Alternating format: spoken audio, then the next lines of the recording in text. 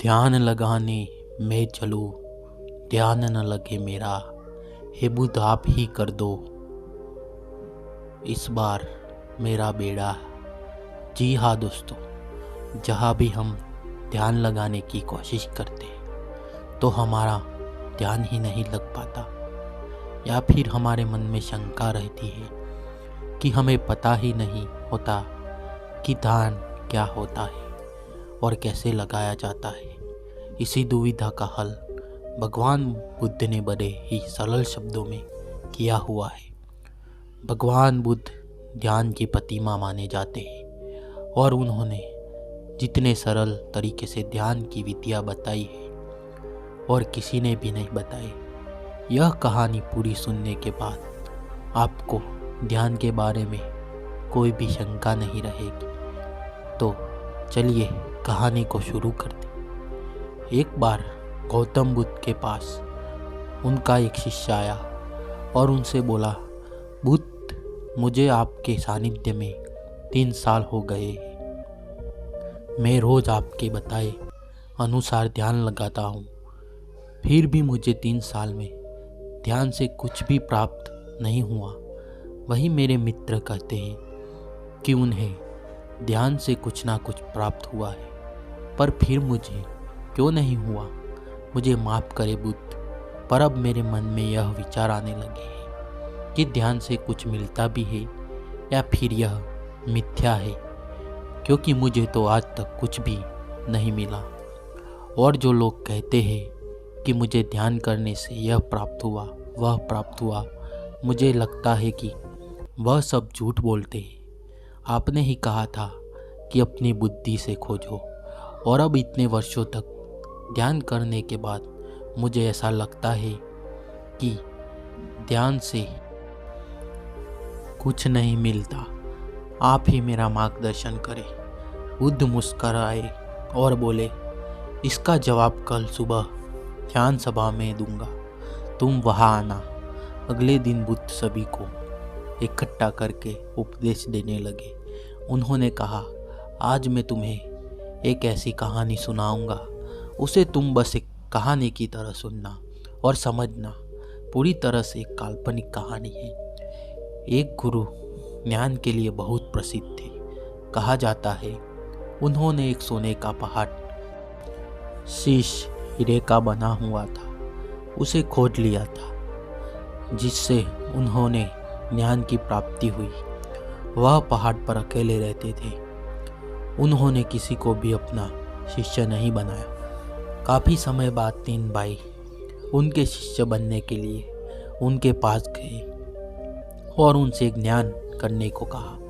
गुरु मान गए और उन्हें अपने साथ में ही रख लिया। फिर तीनों ने उनसे सोने के पहाड़ के बारे में पूछा। गुरु ने कहा, मैं तुम्हें तीनों को इसका जवाब बारी बारी से दूंगा और इसका रास्ता भी बताऊंगा ताकि तुम उस पर चढ़ सको। फिर गुरु ने पहले शिष्य को बुलाया और एक रास्ते की तरफ इशारा किया और कहा कि यहाँ से तुम सीधे चले जाना और कहीं मत मुड़ना। यह रास्ता तुम्हें सीधे उस पहाड़ पर ले जाएगा और कहीं भी अपनी यात्रा मत रुकना। वो शिष्य अपने गुरु का आशीर्वाद लेकर यात्रा के लिए निकल पड़ा। रास्ते में उसे काफ़ी कठिनाई हुई। उसके पाँव में कांटे चुभे, कुछ कीड़े मकोड़ों ने भी उसे काटा, जंगली जानवरों से भी उसका सामना हुआ। जैसे तैसे जंगल पार कर रहा था, तभी रास्ते में उसे भूख लगी। उसने जंगल में कुछ खाने का इंतज़ाम किया। खाना खाकर फिर से वो आगे बढ़ गया। उसके बाद वह एक मरुस्थल में पहुंचा। वो काफ़ी बड़ा था। उसके पास खाने के लिए थोड़ा सा खाना बचा हुआ था, लेकिन उसके पास पानी नहीं था और वो प्यास से व्याकुल हो रहा था। फिर भी वो चलता रहा। चलते चलते अंत में वो बेहद थक गया। उसके लिए प्यास सहना नामुमकिन हो गया था। उसके मन में अब यह सवाल आने लगे कि कहीं गुरु ने उसे कोई गलत मार्ग तो नहीं बता दिया। अब धीरे धीरे उसका चेहरा मुड़ जाने लगा और गला सूखने लगा। गला सूखने के कारण वही मरुस्थल में गिर गया। तभी अचानक से वहाँ बारिश की बूंदें गिरने लगी। वो उठा और तुरंत अपना बर्तन भरने लगा और अपनी प्यास बुझाई और फिर से आगे बढ़ गया। अब नदी के किनारे पहुंच गया था। नदी पार करने के लिए उसने एक नौका बनाई और उसे पार करने लगा। तभी वहाँ बवंडर आ गया और उसकी नाव उसमें डूबती चली गई।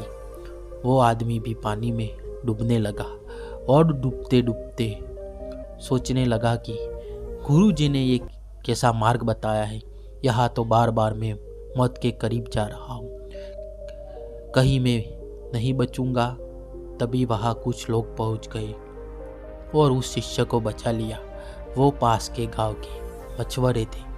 इसके बाद उस शिष्य को अपने घर ले जाकर खाना खिलाया और कुछ खाना खाने के बाद आगे के रास्ते के लिए कुछ खाना खा दे दिया। वो शिष्य फिर से आगे बढ़ गया। जैसे जैसे वह आगे बढ़ा तो आखिर में उसने देखा कि आगे एक बहुत बड़ी खाई थी। उसे देखकर वो जोर से चिल्लाकर बोला कि गुरु ने मुझे गलत रास्ता दिखाया है। हीरे की शीश वाला सोने का पहाड़ तो छोड़ो, यहाँ तो कोई रास्ता तक नहीं है। मेरी सारी मेहनत व्यर्थ हो गई। और वह वापस यात्रा कर गुरु के पास पहुँच गया और कहा, आपने मुझे गलत मार्ग क्यों बताया? वहाँ तो कोई पहाड़ ही नहीं था, बस एक जंगल, मरुस्थल, नदियाँ और खाई के अलावा कुछ नहीं था।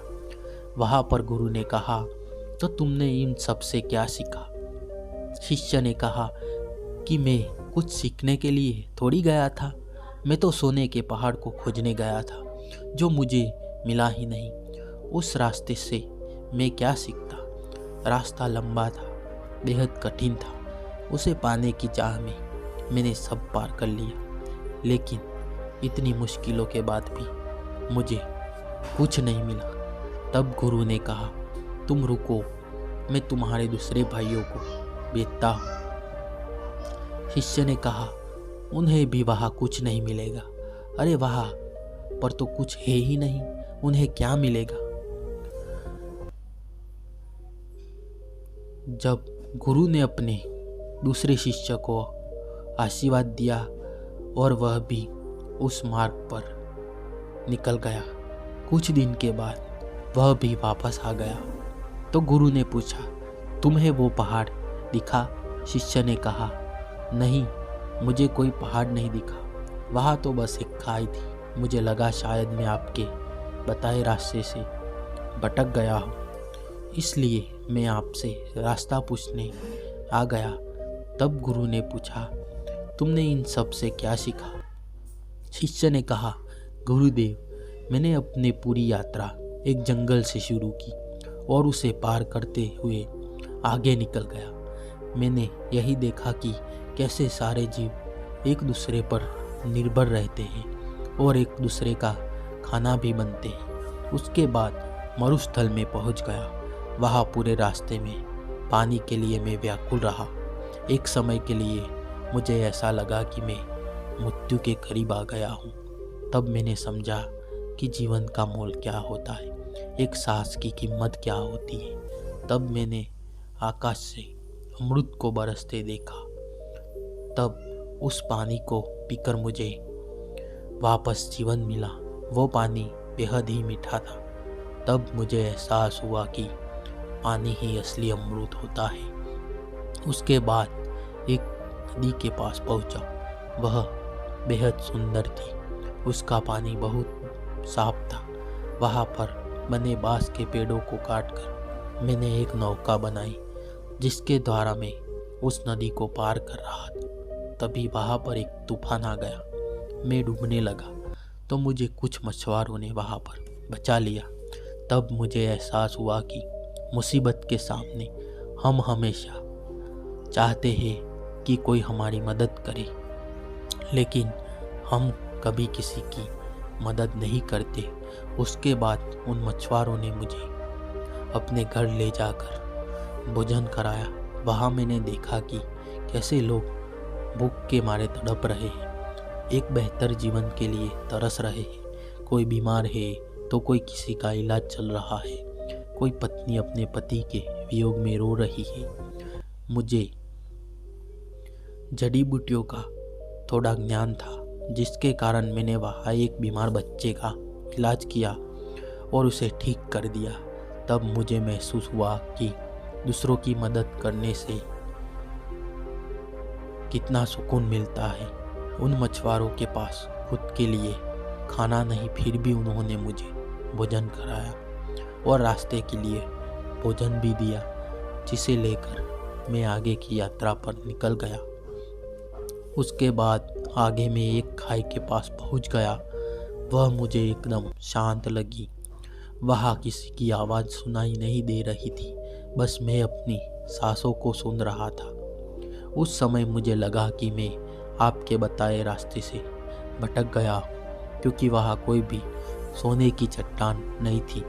तब मैं वापस आपके पास आया और दोबारा से सही मार्ग पूछने के लिए शिष्य ने कहा, फिर गुरुदेव, क्या मैं गलत मार्ग पर चला गया था? गुरु ने कहा, नहीं, तुम सही मार्ग पर चले गए थे और जल्दी तुम्हें वह पहाड़ भी मिल जाएगा। तब गुरु ने अपने तीसरे शिष्य से पूछा, क्या तुम भी पहाड़ खोजना चाहते हो? तब शिष्य ने कहा, गुरुदेव, मुझे उस रास्ते पर पहाड़ मिलेगा या नहीं यह तो मैं नहीं जानता, लेकिन मेरे शिष्य भाइयों ने जो वहाँ के बारे में बताया है, मैं जानता हूँ कि वहाँ मुझे क्या मिलेगा।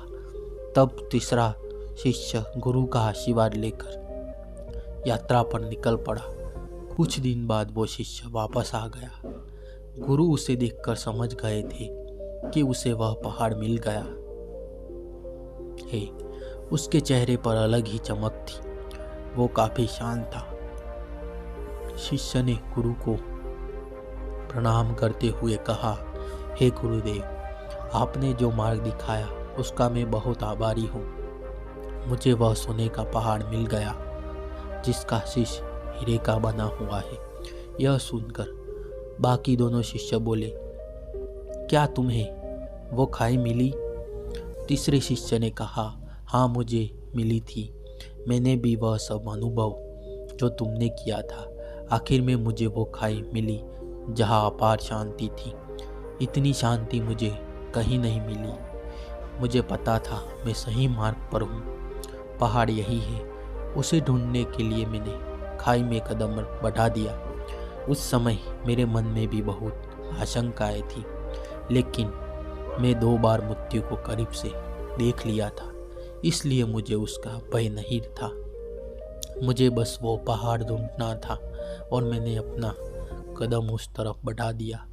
जब मैं आगे बढ़ा तब मैंने देखा कि मैं खाई में गिरने की जगह हवा में उड़ रहा हूँ और इसी तरह मैं उस खाई में आगे बढ़ता चला गया और मैंने वह खाई पार कर ली। जब मैं आगे पहुँचा वहाँ काफ़ी अंधेरा था, बिल्कुल रोशनी नहीं थी। इसके बाद जब मैं और आगे बढ़ा तब देखा कि आगे अथाह रोशनी है और रोशनी इतनी थी मुझे उसमें कुछ भी दिखाई नहीं दिया। तभी मैं आगे बढ़ता गया।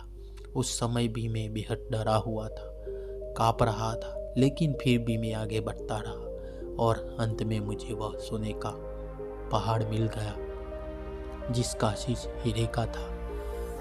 उसके ऊपर जाने के बाद मेरा मन बिल्कुल शांत हो गया, बेहद खुशी हुई और मन आनंदित हो उठा।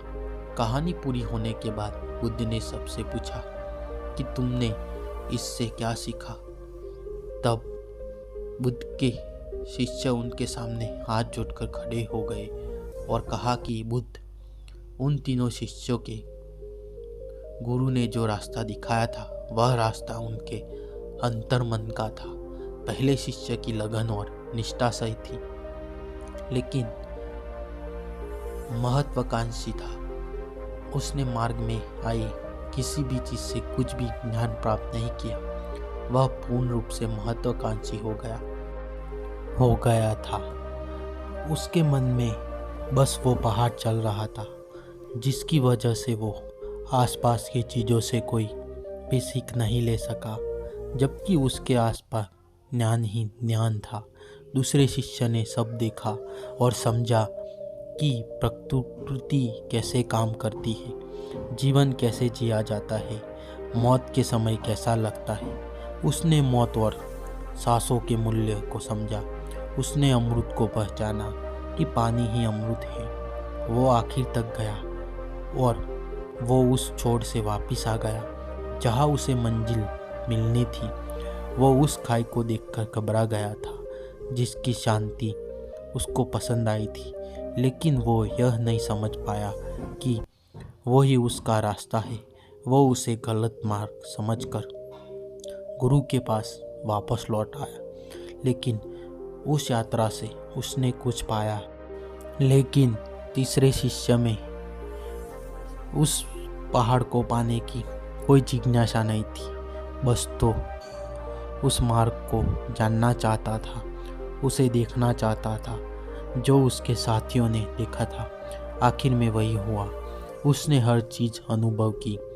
फर्क बस इतना था कि वह खाई की गहराइयों में चला गया जहाँ एकदम अनंत शांति थी। वह सब महसूस करते हुए अंधकार में आगे बढ़ता गया और एक समय के बाद उसने रोशनी ही रोशनी देखी। और वह पहाड़ जिसकी उसे तलाश थी, वह पहाड़ कोई और नहीं बल्कि खुद का उसका शरीर था, जिसमें सोना उसका शरीर था, जबकि हीरे काशिश उसका मस्तिष्क था, जिसमें उसने बहुत सारा ज्ञान और शांति अनुभव हो रही थी। अब जिस शिष्य ने मुझसे कहा था कि मैं 3 साल में ध्यान से कोई भी प्राप्त नहीं हुआ, वो बुद्ध से जाकर बोला कि मुझे माफ़ कर दे। पहले मैं आपका पहला शिष्य बना हुआ था, लेकिन अब मैं कोशिश करूँगा कि आपका दूसरा शिष्य बनकर दिखाऊं।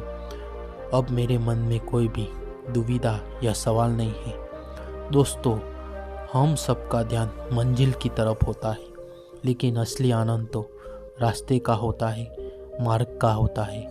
और जो व्यक्ति मार्ग का आनंद लेते हुए मंजिल का सफ़र तय करता है, वह मंजिल तक पहुँचते ही अर्थात शांति को प्राप्त कर लेता है।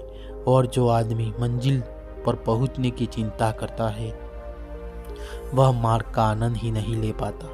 इसलिए मंजिल से ज़्यादा मार्ग जरूरी हो जाता है। अगर आपको यह कहानी थोड़ी सी भी ज्ञानवर्धक लगी हो तो इसे अपने सगे संबंधियों और दोस्तों के साथ शेयर ज़रूर करें। और ऐसे ही ज्ञानवर्धक कहानी सुनने के लिए हमारे चैनल को सब्सक्राइब करें और इस वीडियो को लाइक ज़रूर करें। तो मिलते हैं अगली कहानी में, तब तक के लिए अपना ख्याल रखें।